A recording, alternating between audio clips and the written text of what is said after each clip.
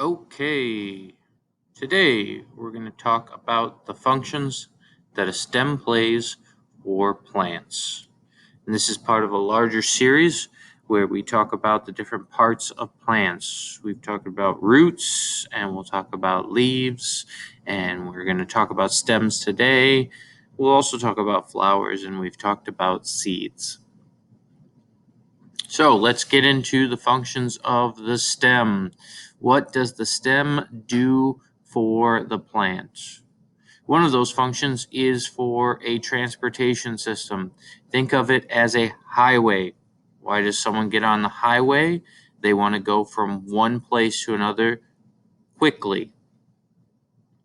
So when we talk about the functions of a stem, the stem is a fast transportation system for both water and nutrients, from the roots to the leaves. In the roots is where that nutrients and water is going to be absorbed, and in the leaves is where that water and nutrients is going to be turned into food for the plant through photosynthesis. Also think of the stem as a transport in the opposite direction. Remember, highways go in both directions. You can go north or south on I-75. So think of the fact that when it comes to a highway in the stem, there is nutrients and water traveling in one direction. There is food coming out of the leaves after photosynthesis heading in the opposite direction. Also think of a stem as a support system, a structure, a framing, if you will, in a house. It's going to support things like the leaves of the plant, the fruit of the plant, the flowers of that plant, whatever needs to be supported, raised up into the air. Uh, the stem is going to go ahead and support that. And then lastly, sometimes a stem even functions as a food storage place. And what that means is typically if a plant stores its food in the stem, we eat those stems. Now, there's two different types of stem systems. There's two different types. There's the underground stem system and there's the aerial or above ground stem systems. So some stems grow under the ground and some stems grow above the ground. Now, if they grow underground, they are typically either a bulb stem or a tuber stem. And a bulb stem is where there's a very short stem, a short fat stem, and it is surrounded by continually overlaying leaves or layers, like an onion, for example. An onion is an example of an underground stem. And then you also have where the plant, like the Irish potato plant, or as we would refer them, potato plants, store the food in the stems underground in these tubes that we call potatoes. And if you have ever grown a potato plant, you know that the way to get more potatoes out of your potato plant is to bury the stem. As the stem continues to grow, you got to keep putting dirt around it and burying it. And the more you bury this plant, the more potatoes it's going to produce because it stores its food in those stems under these underground in these tubers. Also, if you've ever had a potato and you left it out or had it in the cupboard for a while, you'll see these things where it starts to grow these like clear, they call them eyes or nubs. Those are the roots trying to come out of the stem to grow into the ground and continue to produce more potato plants. If it's above ground, we know we have the aerial where they just simply support themselves, but then there's also runners and climbers. And a runner runs along the ground. Now, here in Southwest Florida, some of you may have grass like St. Augustine grass.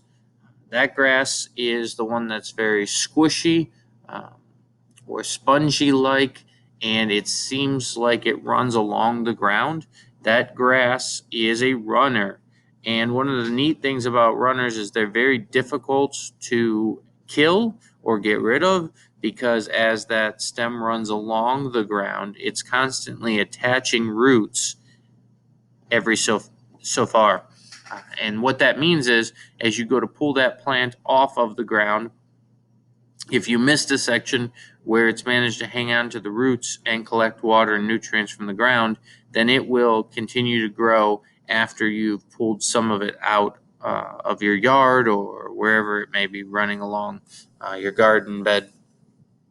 An example of this are strawberries. Some strawberry plants are runners.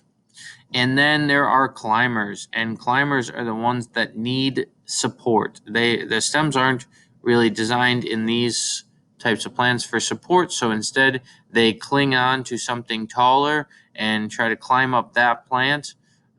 This is why bean plants are so good. Green bean plants are so good next to your corn stalks. Not only do they help with the nutrients in the soil, but they also help with support in the fact that the bean plants will climb up the corn stalks. Now, if you take a closer look at a stem, I often tell the students to look at their finger, because their finger is a lot like a stem in this case. Everywhere there is a node, think of that as a knuckle or as a place where you can bend your finger. For the stem, these nodes are the knuckle. They're the places where there's going to be some kind of change in the stem itself. And then the internode, that's like the bone between your knuckles.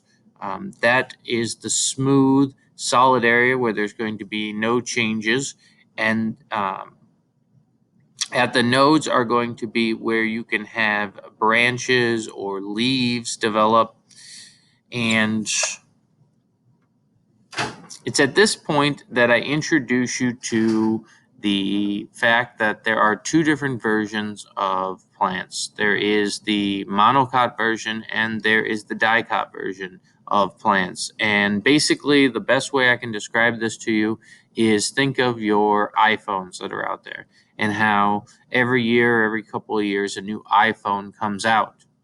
And that new iPhone is better or supposed to be better and more organized and improved apps and power and different things that you'd want on your phone.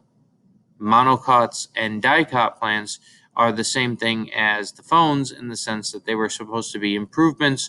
They're supposed to be things that make the plants better than they once were. So very old plants that have been around for a long, long time in history are monocot plants, and plants that are rather newer to the plant world are dicot plants. And it applies to when you talk about seeds. It applies to when I talk about when I talk about leaves. It applies to when you talk about the flowers. But the reason why I bring it up and introduce it to you today is because it also has to do with the way in which they organize the stem.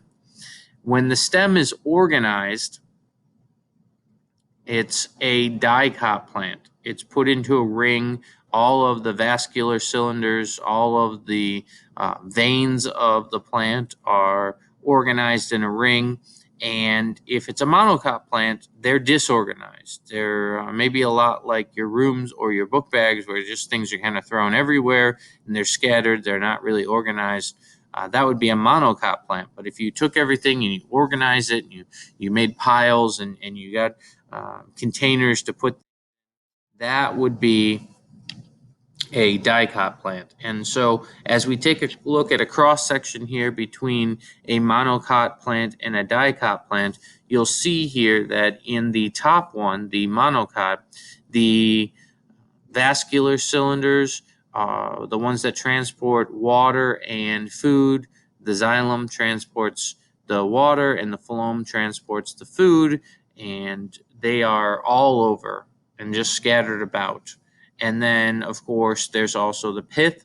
That's your food storage area. and those are scattered about. And then you have your epidermis, which is your outer layer. Whereas you look at the bottom one with the dicot plant, this plant, its pith or food storage area is right in the center where it stores all of its food. And then around that center where the food is being stored is the vascular bundles. And they're arranged and then pulled together around the food storage area. And if you take an even closer look at it at this diagram here, you can see the xylem and phloem are in the middle in the dicot plant, and they're very organized. They're all pushed together into that X-looking cross at the top. And then outside of that, you have your food storage, whereas in the monocot plant, you have the food storage in the middle.